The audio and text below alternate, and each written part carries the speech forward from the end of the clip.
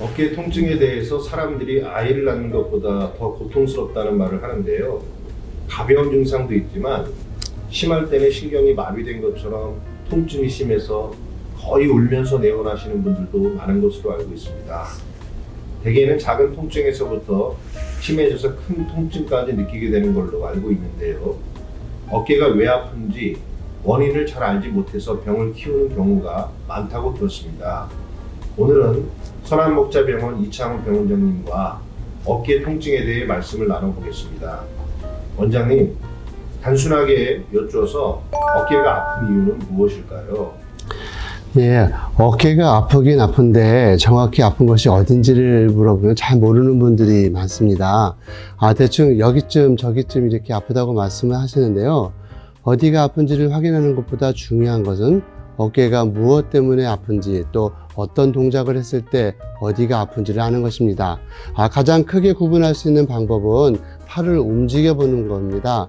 바로 이렇게 진단하는 방법이 시작이라고 할 수 있습니다.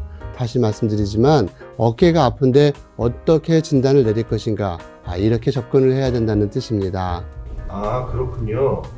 그럼 어깨에 어디가 아픈가 이렇게 보지 말고 팔을 움직여 볼 때 특정 동작을 할 때 어깨 어디에서 반응이 나타나는가 이렇게 보아야 한다는 말씀이신 것 같습니다.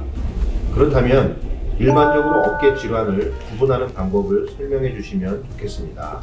네, 그렇습니다. 어깨 질환을 가장 크게 구분하는 시작점이 있는데요. 바로 팔이 잘 움직여지는가 안 움직여지는가의 문제입니다. 이게 진단의 시작이라고 할 수 있는데요.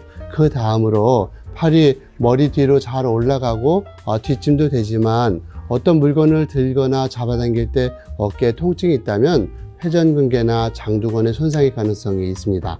회전근개 통증의 위치는 이 튀어나온 어깨 부분의 앞과 옆, 뒤쪽 부분에 있는 경우가 많고요. 장두건의 통증은 알통 부분에 있게 됩니다. 움직일 수는 있지만 통증이 있으면 힘줄의 손상을 생각할 수 있겠습니다. 오십견의 경우는 어떤 증상이 나타나는지요? 유착성 활액막염, 소위 오십견이라고 하는 이 병의 증상의 통증은 팔이 돌아가지 않는 것입니다. 이 반대편 손이나 옆에 있는 사람이 나의 팔을 이렇게 들어서 움직일 때에도 통증이 있다면 유착성 활액막염이 발생했을 가능성이 높습니다. 지금까지 회전근개나 장두건의 증상과 오십견 증상을 말씀해 주셨는데 조금 어렵게 들리거든요. 조금 더 쉽게 그 차이를 말씀해 주실 수 있겠습니까? 예, 이게 아주 중요한 차이점인데요. 한 번 더 강조한다면 능동적으로 제 팔을 움직일 때 잘 움직여지지만 통증이 있는 경우에는 회전근개나 장두건의 문제일 수 있습니다. 반대로 반대편이나 다른 분이 팔을 이렇게 움직여줄 때, 즉 나의 반대편 팔 또는 이렇게 옆에 분들이 도와줄 때 통증이 있으면 우리가 보통 오십견이라고 말하는 유착성 활액막염일 가능성이 많습니다. 그렇군요. 이제 알 것 같습니다. 회전근개나 장두건은 내가 능동적으로 팔을 움직일 때 통증이 있는 경우이고 수동적으로 내 팔을 움직이게 했을 때 통증이 있으면 오십견이라는 말씀이시군요. 그렇다고 이해할 수 있습니다. 여기에 한 가지 더 추가되는 것이 있는데요. 갑자기 통증이 발생하면서 무지무지 아픈 경우에는 내가 움직이거나 타인이 움직일 때 모두 아프거든요. 이런 경우에는 석회화성 건염일 수도 있습니다. 석회화성 건염이 발생할 때에는 두 가지 다 아플 수가 있는 것이죠.